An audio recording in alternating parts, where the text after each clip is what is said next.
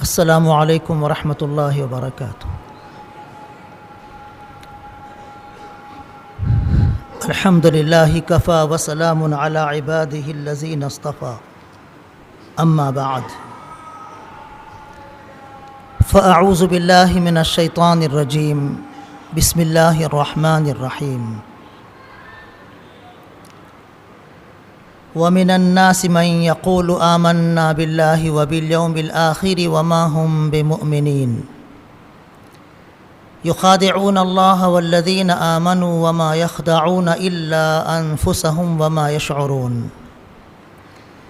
فِي قُلُوبِهِم مَّرَضٌ فَزَادَهُمُ اللَّهُ مَرَضًا وَلَهُمْ عَذَابٌ أَلِيمٌ بِمَا كَانُوا يَكْذِبُونَ وَإِذَا قِيلَ لَهُمْ لَا تُفْسِدُوا فِي الْأَرْضِ قَالُوا إِنَّمَا نَحْنُ مُصْلِحُونَ أَلَا إِنَّهُمْ هُمُ الْمُفْسِدُونَ وَلَكِنْ لَا يَشْعُرُونَ وَإِذَا قِيلَ لَهُمْ آمِنُوا كَمَا آمَنَ النَّاسُ قَالُوا أَنُؤْمِنُ كَمَا آمَنَ السُّفَهَاءُ أَلَا إِنَّهُمْ هُمُ السُّفَهَاءُ وَلَكِنْ لَا يَعْلَمُونَ وَإِذَا لَقُوا الَّذِينَ آمَنُوا قَالُوا آمَنَّا وَإِذَا خَلَوْا إِلَى شَيَاطِينِهِمْ قَالُوا إِنَّا مَعَكُمْ إِنَّمَا نَحْنُ مُسْتَهْزِئُونَ اللَّهُ يَسْتَهْزِئُ بِهِمْ وَيَمُدُّهُمْ فِي طُغْيَانِهِمْ يَعْمَهُونَ أُولَئِكَ الَّذِينَ اشْتَرَوُا الضَّلَالَةَ بِالْهُدَى فَمَا رَبِحَتْ تِجَارَتُهُمْ وَمَا كَانُوا مُهْتَدِينَ مثلهم كمثل الذي استوقد نارا فلما أضاءت ما حوله ذهب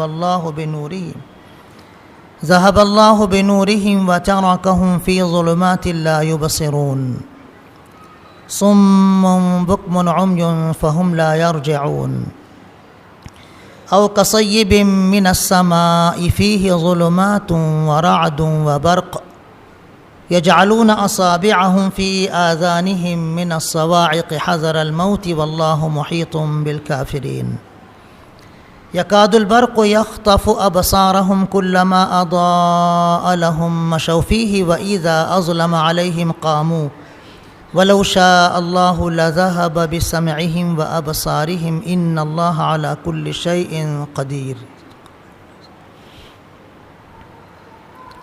محترم بھائیو، بزرگوں، دوستو،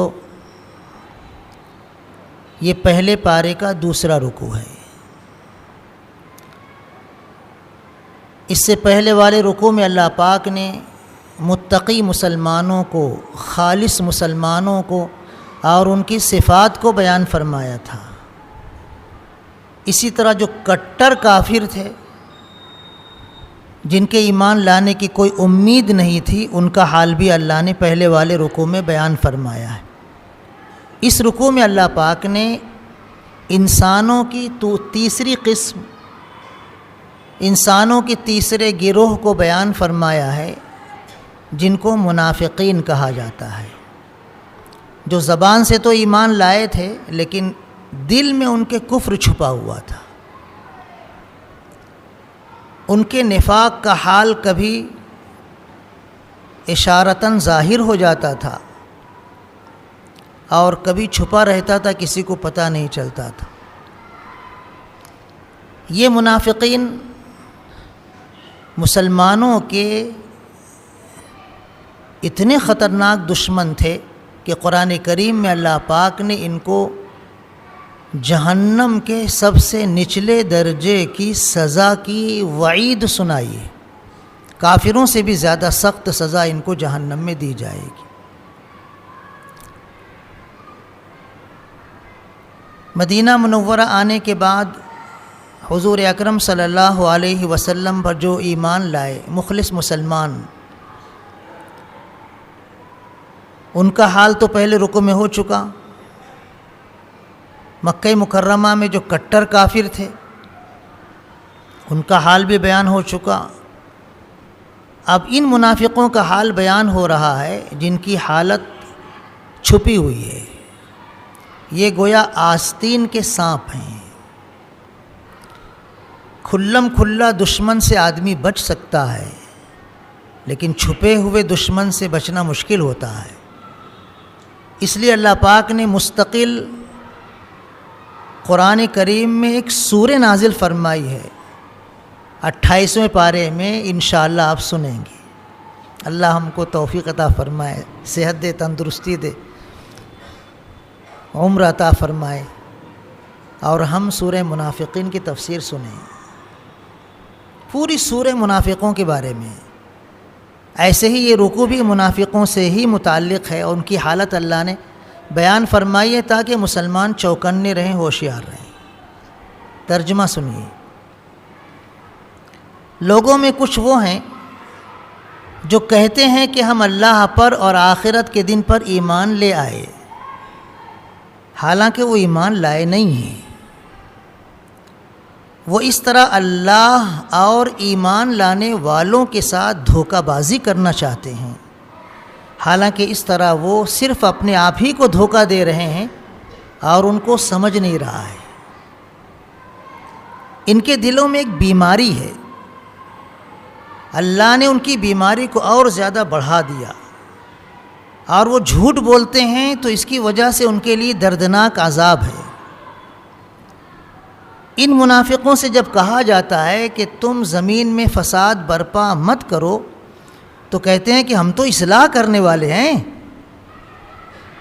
غور سے سنو، یہ لوگ فساد برپا کرنے والے ہیں لیکن یہ ان کو سمجھتا نہیں ہے۔ ان منافقوں سے جب کہا جاتا ہے کہ تم ایسے ایمان لاؤ جیسے اور لوگ یعنی صحابہ کرام رضی اللہ عنہم ایمان لائے ہیں، تو یہ کہتے ہیں کیا ہم بے وقوف لوگوں کی طرح ایمان لائیں؟ خبردار خبردار، یہی منافقین ہی یقینی طور پر بے وقوف ہیں، احمق ہیں، لیکن انہیں اپنی حماقت کا علم نہیں۔ یہ منافقین جب ایمان والوں سے ملتے ہیں تو کہتے ہیں ہم تو ایمان لے آئے، اور جب اپنے شیطانوں یعنی سرداروں سے جا کر تنہائی میں ملتے ہیں تو کہتے ہیں کہ ہم تو تمہارے ساتھ ہیں، ہم تو مسلمانوں کا مذاق اڑاتے ہیں ایمان کا اظہار کر کے۔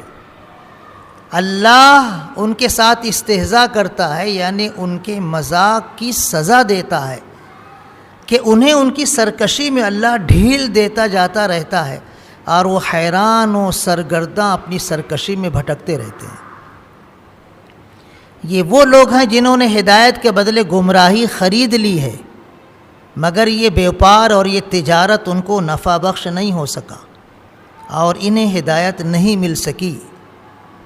ان کی مثال ایسی ہے جیسے کسی نے آگ روشن کی ہو، اور جب آگ نے اپنے ارد گرد کے ماحول کو روشن کر دیا ہو تو اللہ نے اچانک ان کا نور بصارت چھین لیا اور ان کو اندھیریوں میں اس طرح چھوڑ دیا کہ اب انہیں کچھ دکھائی نہیں دیتا۔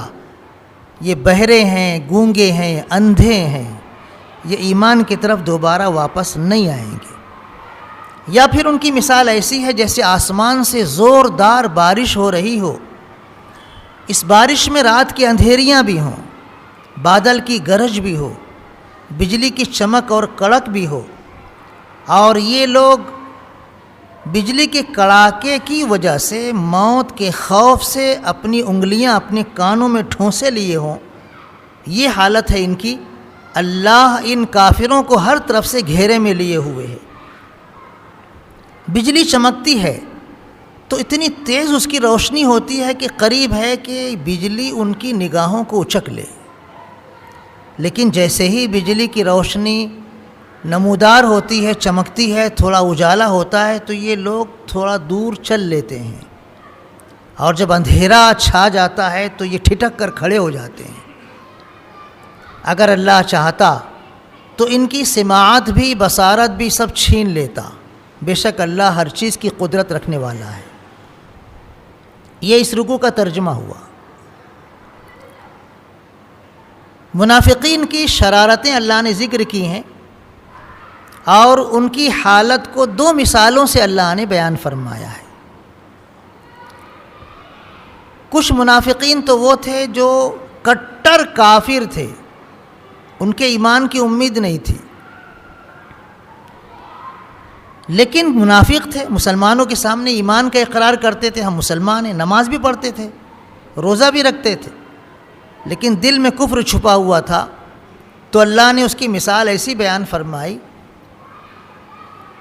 جیسے کسی نے آگ روشن کی ہو، آگ روشن کرنے کے بعد سارا ماحول روشن ہو گیا ہو، پھر اچانک اللہ ان کی روشنی چھین لے، چاروں طرف گھپ اندھیرا ہو جائے، نہ دکھائی دے نہ کچھ سنائی دے۔ یہ منافقوں کا حال تھا کہ ان کے سامنے ایمان کا نور روشن ہوا، آگ روشن کرنے والے نے آگ روشن کی، سارا ماحول روشن ہو گیا، تو ایمان کی روشنی پورے مدینہ منورہ میں پھیل گئی۔ اب یہ ایمان بھی لے آئے، لیکن دل میں کفر چھپائے ہوئے اپنے ذاتی دنیاوی اغراض و مقاصد کو لے کر کفر کرنے لگے، تو گویا ان کی حالت ایسی ہو گئی جیسے پوری روشنی اللہ نے چھین لی ہو اور یہ اندھے بہرے گونگے ہو گئے ہوں۔ یہ ان منافقوں کا حال تھا جو کٹر کافر تھے، لیکن دل سے کفر کے باوجود زبان سے ایمان کا اقرار کرتے تھے۔ دوسرے منافقین وہ تھے جن کے ایمان اور کفر کا حال مذبذب تھا۔ کبھی حضور اکرم صلی اللہ علیہ وسلم کی مجلس میں حاضر ہونے کی وجہ سے، حکمت اور نصیحت کی بہت عمدہ باتیں سننے کی وجہ سے، معجزات دیکھنے کی وجہ سے ایمان تھوڑا سا طاقتور ہوتا تھا تو ایمان کی طرف مائل ہو جاتے تھے، لیکن پھر دنیاوی جو ان کے مقاصد تھے کہ منافقوں کے ساتھ، کافروں کے ساتھ ساز باز کرنا، ان کے ساتھ اٹھنا بیٹھنا، ان کے ساتھ مسلمانوں کے خلاف سازش کرنا، یہ دنیاوی مقاصد کے لیے پھر وہ کفر کی طرف مائل ہو جاتے تھے، کبھی ایمان کی طرف مائل ہوتے تھے، کبھی کفر کی طرف مائل ہوتے تھے، ان کا معاملہ مذبذب تھا۔ تو اللہ نے ان کی مثال ایسی دی جیسے بارش ہو رہی ہو رات میں بہت تیز اور اندھیرا ہو چاروں طرف، بجلی چمک رہی ہو، بجلی کڑک رہی ہو، بادل گرج رہا ہو، بھیانک موسم ہو۔ ایسے موسم میں موت کے ڈر سے، بجلی کے کڑاکے سے چلنے والے لوگ اپنے کانوں میں انگلیاں ٹھونس کر ڈرے ہوئے ہوں، دبکے ہوئے ہوں، لیکن جیسے ہی بجلی کی روشنی کہیں چمکتی تھی، راستہ نظر آتا تھا، تھوڑی دور چلتے تھے۔ جہاں بجلی کی روشنی ختم ہوئی، اندھیرا چھا جاتا تھا، پھر ٹھٹک کر ڈر کر کھڑے ہو جاتے تھے۔ یہ ان منافقوں کا حال تھا کہ مسلمانوں کے ساتھ جنگ میں شریک ہوتے تھے، جہاد میں شریک ہوتے تھے، جو مال غنیمت آتا تو اس سے فائدہ بھی اٹھاتے تھے، لیکن ان کو ڈر بھی یہ رہتا تھا کہ ہمارا نفاق اگر کھل گیا، سب کو معلوم ہو گیا تو ہم کو تو قتل کر دیا جائے گا۔ یہ ان کی حالت تھی جس کو اللہ نے دوسری مثال سے بیان فرمایا ہے۔ اور پھر ان منافقوں کا حال یہ بھی تھا کہ مسلمانوں سے مذاق کرتے تھے، ان کے سامنے ایمان کے بول بولتے تھے، نماز پڑھتے تھے، روزہ رکھتے تھے، مشورے میں شریک ہو کر رائے بھی دیتے تھے، جہاد بھی کرتے تھے، اور کیا سمجھتے تھے کہ ہم مسلمانوں کو بیوقوف بنا رہے ہیں، ہم تو مسلمان ہے ہی نہیں، نعوذ باللہ من ذالک، ہم مسلمانوں کو بیوقوف بنا رہے ہیں، ان کا مذاق اڑا رہے ہیں۔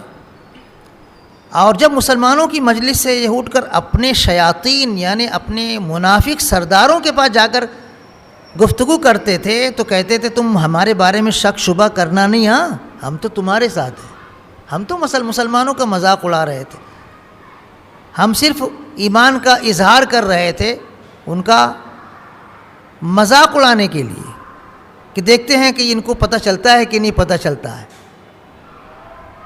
اللہ پاک نے جواب دیا کہ یہ مسلمانوں سے مذاق کر رہے ہیں، یہ کفر کا دل میں عقیدہ چھپا کر ایمان کا اظہار کر کے مسلمانوں کو احمق سمجھ رہے ہیں۔ اللہ ان کے مذاق کی سزا دے رہا ہے کہ ان کو اللہ نے ہدایت سے محروم کر دیا، اور ان کو ان کی سرکشی میں اللہ ڈھیل دے رہا ہے کہ یہ اور سرکشی کرتے رہیں اور اسی طرح مسلمانوں کے خلاف کافروں کے ساتھ، منافقوں کے ساتھ ساز باز کرتے رہیں، منصوبے بناتے رہیں مسلمانوں کو نقصان پہنچانے کے لیے، اور پھر اچانک اللہ ان کو پکڑ لے۔ یہ بہت سخت سزا ہوتی ہے اللہ کی کہ کسی گنہگار کو اللہ اس کے گناہ میں ڈھیل دیتا ہے، پکڑتا نہیں ہے فوراً، اس کے گناہ میں اس کو ڈھیل دیتا ہے، موقع دیتا ہے، ظلم کر رہا ہے اور زیادہ ظلم کرنے کا موقع ملتا ہے، اللہ کی نافرمانی کرتا ہے اور زیادہ نافرمانی کا موقع ملتا ہے، کوئی اس کے خلاف بولتا نہیں ہے، وہ اس طرح گناہ میں بہت دور چلا جاتا ہے، وہاں سے پھر ہدایت کی طرف لوٹنا اس کے لیے اس کے مقدر میں نہیں ہوتا، اور پھر وہ کفر کی حالت میں مارا جاتا ہے، موت آ جاتی ہے۔ یہ اللہ کی بہت سخت سزا ہے۔ یہ سزا اللہ نے ان کو دی مسلمانوں کا مذاق اڑانے کی وجہ سے۔ پھر یہ جھوٹ بولتے تھے، مسلمانوں کے سامنے ایمان کا اظہار کر کے مسلمانوں کو اپنے مسلمان ہونے کا یقین دلاتے تھے، اور کافروں کے ساتھ، منافقوں کے ساتھ اپنے کافر ہونے کا دعویٰ کر کے اس طرح جھوٹ بولتے تھے، تو اللہ پاک نے فرمایا کہ ان کی جھوٹ کی وجہ سے ان کے لیے بہت دردناک عذاب ہے، اور یہ اپنے نفاق کی وجہ سے مسلم معاشرے میں فساد برپا کرنے کی کوشش کرتے ہیں۔ منافقین مسلمانوں کو جھگڑا لڑانے کی کوشش کرتے تھے، اس کے پاس جا کر کچھ بولتے تھے، اس کے پاس جا کر کچھ بولتے تھے، اس کے خلاف اس کے پاس، اس کے خلاف اس کے پاس۔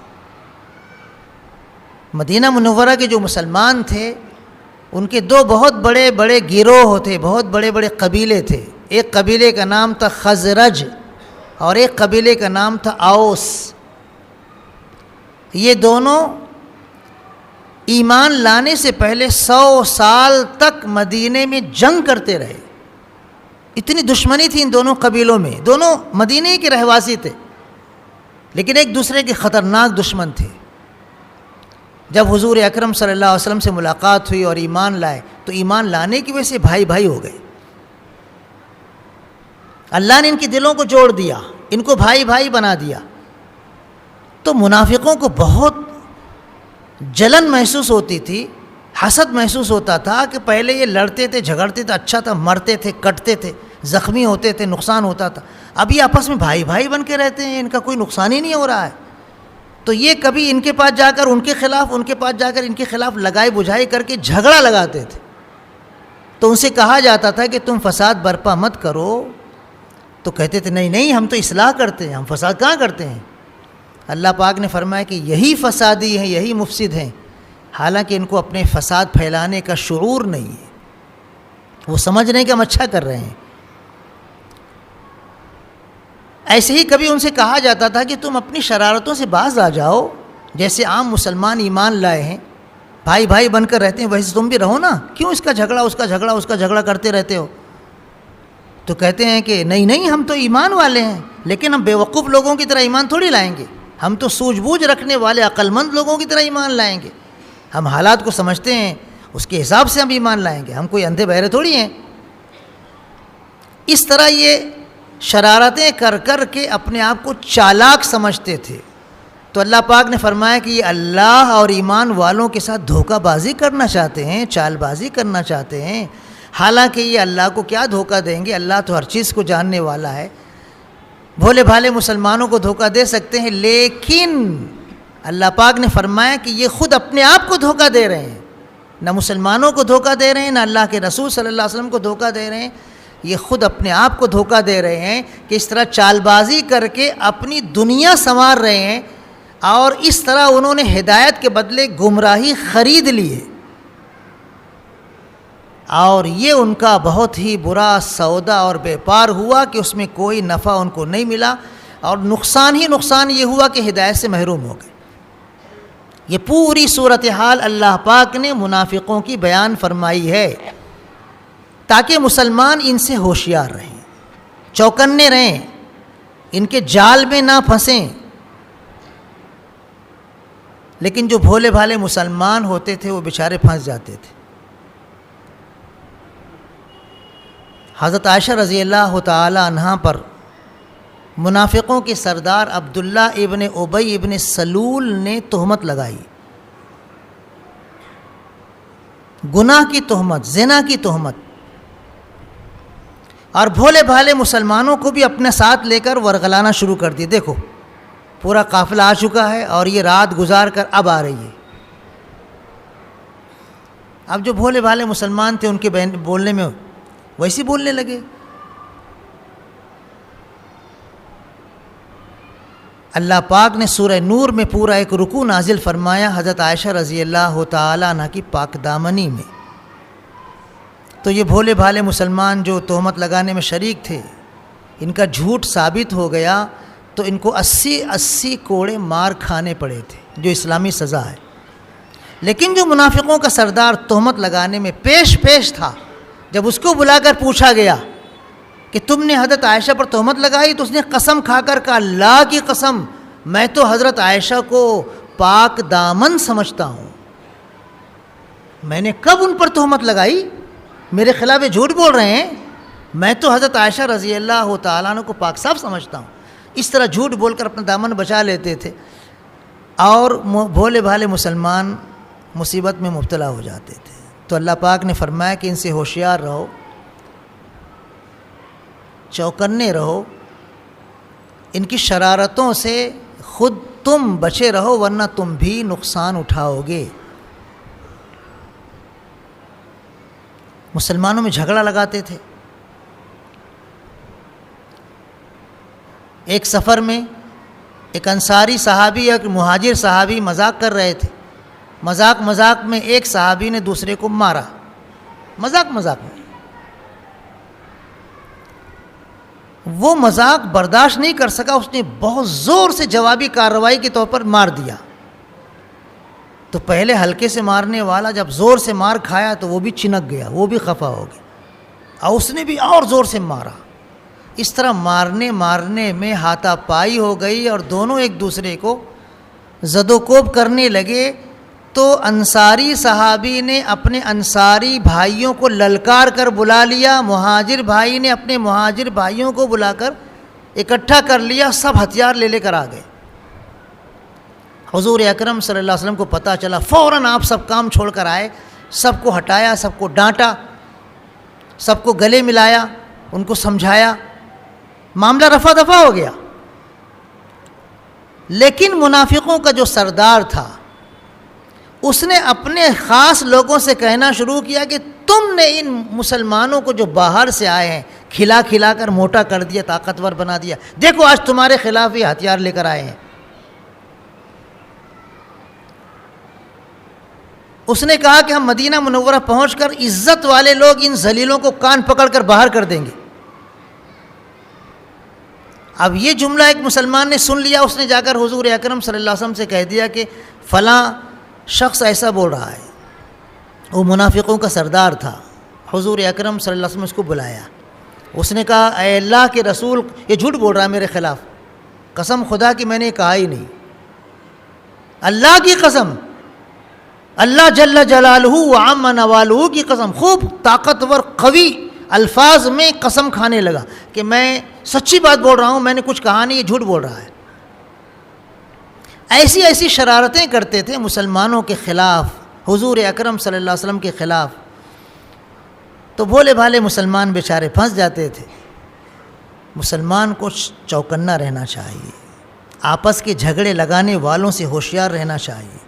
ہوتا ہے ہمارے درمیان بھی کبھی کبھی ایسے حالات پیدا ہوتے ہیں کہ معمولی بات پر جھگڑا پھیل جاتا ہے، تو مسلمانوں کو اس چنگاری کو فوراً بھسم کرنا چاہیے، کچل دینا چاہیے، دبا دینا چاہیے، اس کو ہوا دے کر آگ نہیں بنانا چاہیے۔ جیسے حضور اکرم صلی اللہ علیہ وسلم اس موقع پر فوراً سب کو کنٹرول کیا اور ان کو نصیحت کر کے ڈانٹ کر بھائی بنائے ملا دیا۔ یہ تو خیر اس رکوع کے تعلق سے مختصر سی تفسیر تھی۔ اب منافقوں کے تعلق سے علماء کا یہ کہنا ہے کہ جو منافقین حضور اکرم صلی اللہ علیہ وسلم کے زمانے میں تھے، اب وہ منافقین نہیں ہیں، اب یا تو ایمان والے ہی ہیں یا کفر کرنے والے ہی ہیں، اب منافقین نہیں ہیں۔ جو ایمان والے ہیں وہ ایمان والے، جو کفر کرنے والے وہ کفر کرنے والے۔ لیکن حضور اکرم صلی اللہ علیہ وسلم نے ارشاد فرمایا ہے کہ 4 چیزیں ایسی ہیں، 4 علامتیں ایسی ہیں، 4 عادتیں ایسی ہیں کہ اگر کسی کے اندر پائی گئیں تو وہ پکا منافق مانا جائے گا، اور کسی کے اندر اگر اس میں سے کچھ پائی گئیں تو وہ اتنے مقدار میں منافق مانا جائے گا، یہاں تک کہ اس برائی کو، اس خصلت کو چھوڑ دے۔ یہ چونکانے والی حدیث ہے۔ حضور اکرم صلی اللہ علیہ وسلم نے ارشاد فرمایا کہ اگرچہ انسان نماز پڑھے، روزہ رکھے اور اپنے آپ کو مسلمان سمجھے، لیکن یہ 4 خصلتیں اگر اس کے اندر پائی جائے گی تو وہ پکا منافق ہوگا، اور اگر 4 سے کم ہوگی تو جس درجے میں پائی جائے گی اس درجے کا منافق ہوگا۔ تو یہ 4 خصلتیں ہمارے اندر نہیں ہونی چاہیے۔ ان میں سے ایک خصلت ہے، حضور اکرم صلی اللہ علیہ وسلم نے ارشاد فرمایا کہ جب کسی کے پاس امانت رکھی جائے تو وہ اس میں خیانت کرے۔ یہ نفاق کی بہت خطرناک علامت ہے۔ ہم کو امانت دار ہونا چاہیے، خیانت کرنے والا نہیں ہونا چاہیے۔ کسی آدمی کی اکیلے کی امانت ہو، پورے محلے والوں کی امانت ہو، پورے شہر والوں کی امانت ہو، پورے ملک کی امانت ہو، امانت ہمارے پاس اگر کچھ ہے کسی کی رکھی ہوئی تو اس کو دینا چاہیے، اس میں خرد و برد نہیں کرنا چاہیے، خیانت نہیں کرنا چاہیے۔ اگر ہم کو کسی نے امانت کے طور پر کوئی چیز دیا اور جب وہ کچھ دنوں کے بعد آیا لینے کے لیے تو ہم انکار کر دیں، نہیں تو نے کہا میرے کو دیا تھا، کس کے سامنے دیا تھا بتا تو، بھاگ، انکار کر دے، نہ ادا کرے۔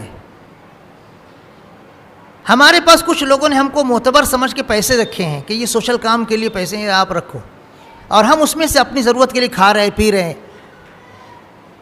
اور جب مانگا گیا ہاں یہ ہے بس لو، ارے اتنا تھوڑی تھا اور زیادہ تھا نا، میرے کو نہیں معلوم، لو یہ۔ اس طرح کی حرکتیں نہیں ہونی چاہیے۔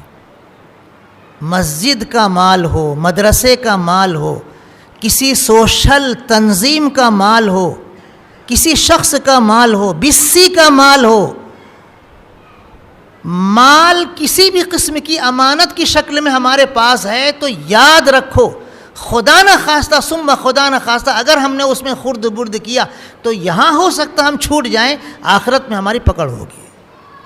یہ نفاق کی علامت ہے۔ جب کسی کے پاس کوئی چیز امانت رکھی جائے تو اس کو خیانت نہیں کرنا چاہیے، وہ امانت پوری اس کو ادا کرنا چاہیے۔ حضور اکرم صلی اللہ علیہ وسلم کے پاس کافر لا کر امانت رکھتے تھے مکہ مکرمہ میں، حالانکہ دشمن تھے۔ ہجرت کی رات حضور اکرم صلی اللہ علیہ وسلم حضرت علی رضی اللہ تعالیٰ سے فرما رہے تھے، علی میرے بستر پر سو جاؤ، ڈرنا نہیں، کچھ نہیں ہوگا، دیکھو یہ فلاں کافر کی امانت ہے، یہ فلاں کافر کی امانت ہے، یہ فلاں کافر کی امانت ہے، میرے جانے کے بعد ان کے گھروں تک پہنچا دینا۔ اتنی امانت داری حضور اکرم صلی اللہ علیہ وسلم کی تھی۔ ایسے سخت حالات میں بھی آپ نے امانت کا حق ادا کیا۔ ہم ہوتے تو لے کے بھاگ جاتے، سالے میرے کو مارنے کے واسطے تلوار لے کے آئے، لے کائی کو ان کو دوں گا، بھاگ جاتے لے کے۔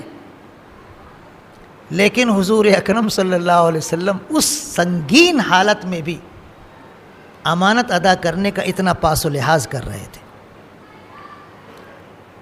دوسری علامت منافقین کی حضور اکرم صلی اللہ علیہ وسلم بیان فرمایا کہ جب بھی گفتگو کرتا ہے جھوٹ بولتا ہے۔ یہ وبا مسلم معاشرے میں ہے، انسان اپنے مفاد کے لیے جھوٹ بول دیتا ہے، جھٹ سے جھوٹ بول دیتا ہے، ذرا بھی اللہ کا ڈر نہیں، کوئی اسلام اور اسلامی تعلیمات کی کوئی پرواہ نہیں، جھٹ سے جھوٹ بول دیتا ہے۔ نہیں، جھوٹ نہیں بولنا چاہیے۔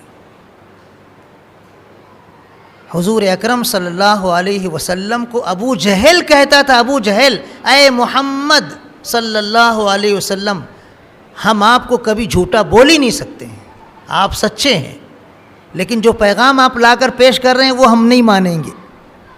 کٹر ترین کافر ابو جہل آپ کی سچائی پر انگلی نہیں رکھ سکا، آپ کو جھوٹا نہیں بول سکا۔ اللہ کے رسول صلی اللہ علیہ وسلم اتنے سچے تھے، صادق اور امین تھے۔ جھوٹ بولنے والا گویا منافق ہوتا ہے، جھوٹ نہیں بولنا چاہیے۔ ہاں اگر دو میاں بیوی کا جھگڑا ہو گیا ہے، اس جھگڑے کو توڑانے کے لیے کوئی اس کے پاس جا کر دوسری بات خلاف واقعہ بولتا ہے، بیوی کے پاس، شوہر کے پاس دوسری بات بولتا ہے، حالانکہ وہ بات جھوٹ ہے، صرف ان کو ملانے کے لیے، جھگڑا ختم کرنے کے لیے، تو یہ جائز ہے، مسلمانوں کا جھگڑا توڑانے کے لیے درست ہے، جنگ کے حالات میں درست ہے۔ حضور اکرم صلی اللہ علیہ وسلم جب غزوہ خندق میں بہت خطرناک حالات میں مبتلا تھے، تو اس وقت آپ نے اس قسم کی صورتحال صحابہ کرام کو سمجھائی تھی کہ اس وقت اگر تم دشمن کے کیمپ میں پہنچو گے اور تمہیں جھوٹ بولنے کا وقت آ جائے تو بول سکتے ہو۔ ایک صحابی گئے دشمنوں کی حال خبر لینے کے لیے حضور اکرم صلی اللہ علیہ وسلم کے حکم پر، غزوہ خندق کے موقع پر اچانک دشمنوں میں اعلان ہو گیا کہ دیکھو کوئی جاسوس ہمارے درمیان آ گیا ہے، ہوشیار رہنا۔ تو یہ مسلمان فوراً اپنے بازو والے کافر کا ہاتھ پکڑ کر بولے، کون ہے رے تو؟ کیا نام ہے تیرا؟ کون سی خاندان کا، کون سے قبیلے کا ہے؟ کہاں کا رہنے والا ہے؟ وہ ڈر گیا، نہیں ارے میں ہے، وہ ہے رے، ارے میرا نام یہ ہے رے۔ تو یہ ڈیرنگ سے ایسے بول کے گویا اپنے آپ کو محفوظ کر لیے۔ اس طرح جنگ کے حالات میں جھوٹ بولنے کی حضور اکرم صلی اللہ علیہ وسلم نے اجازت دی ہے، لیکن عام حالات میں جھوٹ نہیں بولنا چاہیے۔ حضور اکرم صلی اللہ علیہ وسلم فرمایا تیسری علامت کہ جب وعدہ کرے تو وعدہ پورا نہ کرے، وعدہ خلافی کرے، یہ بھی منافقوں کی علامت ہے۔ حضور اکرم صلی اللہ علیہ وسلم جو وعدہ کرتے تھے اس کو پورا کرتے تھے۔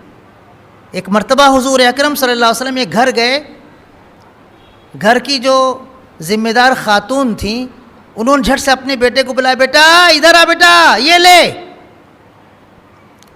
تو حضور اکرم صلی اللہ علیہ وسلم نے اس خاتون سے کہا تم اپنے بیٹے کو بلا رہی ہو، یہ لے بول کر، وہ آئے گا تو کیا دو گی؟ تو بولے کھجور دوں گی۔ تو حضور نے فرمایا ٹھیک ہے، اگر تم بچے کو جھوٹ موٹ بلاتی، لے بیٹا لے، اور جب وہ آتا تو نہیں دیتی تو یہ بھی تمہاری وعدہ خلافی تمہارے نامہ اعمال میں لکھ دی جاتی۔ ہم کبھی بچوں کو بولتے نا بیٹا پاس ہو گیا تیرے کو سائیکل دوں گا، پاس ہو گیا تو ہاں نا، ابھی تو دوسری تیسری میں ہے، جب 10ویں 12ویں پاس ہوں گا جب دوں گا نا۔ اس طرح وعدہ خلافی نہیں کرنا چاہیے بچوں کے ساتھ بھی۔ چوتھی علامت آپ نے بیان فرمائی کہ جب جھگڑا ہو تو گالی گلوچ کرنے لگ جاتا ہے۔ جھگڑا انسان کبھی کبھی کرتا ہے، فرشتے تھوڑی جھگڑا کریں گے، ہم تو انسان ہیں نا، فرشتے تھوڑی ہیں، جھگڑا ہو جاتا ہے کبھی کبھی، صف اول میں جھگڑا ہو جاتا ہے کبھی کبھی، صف اول میں کبھی کبھی جھگڑا ہو جاتا۔ تو جھگڑا ہوتا ہے تو کوئی سلیقہ مند رہتے ہیں، زبان کنٹرول میں رکھتے ہیں، لیکن کچھ لوگ غصے کی حالت میں جھگڑا کرتے ہیں تو گالی گلوچ پہ اتر آتے ہیں۔ یہ نہیں ہونا چاہیے۔